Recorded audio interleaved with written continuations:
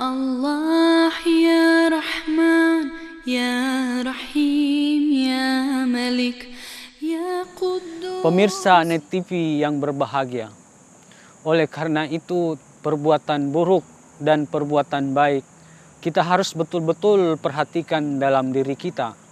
Karena ini bukan perkara kecil, ini adalah perkara besar. Mungkin karena kita masih muda, kita masih belasan tahun, hal-hal seperti itu tidak menjadi beban pikiran kita. Tapi lama-kelamaan kalau kita sudah berumur sekitar 30 tahunan, 40 tahunan, itu kita akan rasakan bagaimana pengaruhnya perbuatan-perbuatan buruk dan perbuatan-perbuatan baik kita. Ketika pada umur yang sekian itu, umur 30 tahunan, 40 tahunan, sangat sulit lagi kita akan merubah semua perbuatan-perbuatan buruk yang telah kita lakukan. Oleh karena itu, semasa kita masih remaja, semasa kita masih punya peluang yang besar, maka bersegeralah untuk membiasakan diri untuk melakukan perbuatan-perbuatan baik. Memang awalnya agak susah, tetapi ketika itu menjadi kebiasaan, maka perbuatan-perbuatan baik itu akan terasa nikmat dan akan terasa nyaman untuk dilaksanakan. Sebagaimana pepatah, ala bisa karena biasa. Pemirsa Net TV yang berbahagia, apa yang saya sampaikan ini bahwa perbuatan baik dan perbuatan buruk harus kita pikirkan, itu telah menjadi pikiran, menjadi pembahasan kaum baik kaum filosof maupun para pemikir Muslim di dunia. Mereka menyusun berbagai kitab yang bernama Akhlak.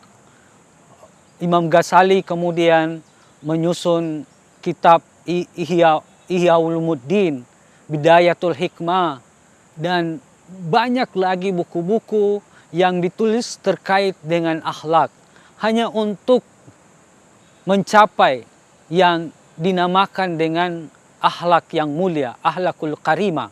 Tetapi akhlak buruk pun sebetulnya ada. Cuma yang lebih terkenal dalam keseharian kita disebut dengan akhlakul karimah. Karena akhlak itu adalah perwujudan, manifestasi diri kita yang disebut dengan tajassamun amal. Jadi yang membentuk kita adalah perbuatan-perbuatan kita yang memberikan kita eksistensi, jati diri yang sebetulnya adalah perbuatan-perbuatan kita.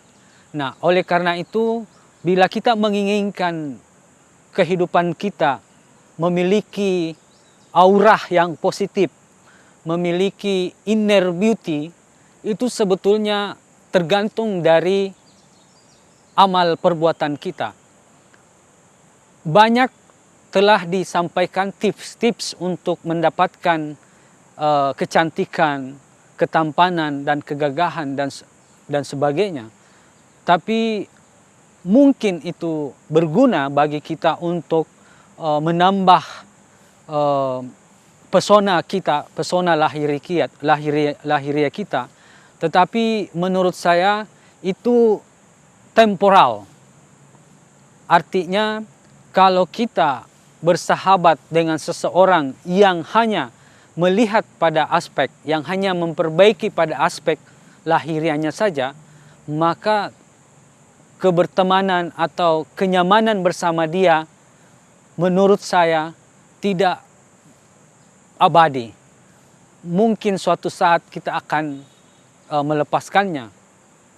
Beda misalnya kalau yang kita lakukan sebuah rekonstruksi, sebuah reformasi dalam diri kita, memperbaiki akhlak kita, maka inner beauty itu akan memancar keluar, maka itu akan mempengaruhi pesona seseorang, mempengaruhi kecantikan dan ketampanan seseorang.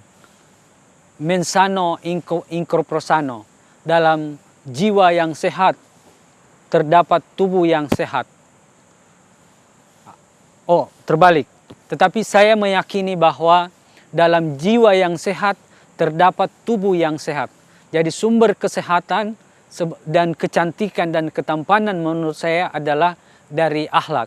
Pemirsa Net TV yang berbahagia, kita akan lanjutkan perbincangan kita setelah berikut ini. Ya Allah, Ya Rahman, Ya Rahim.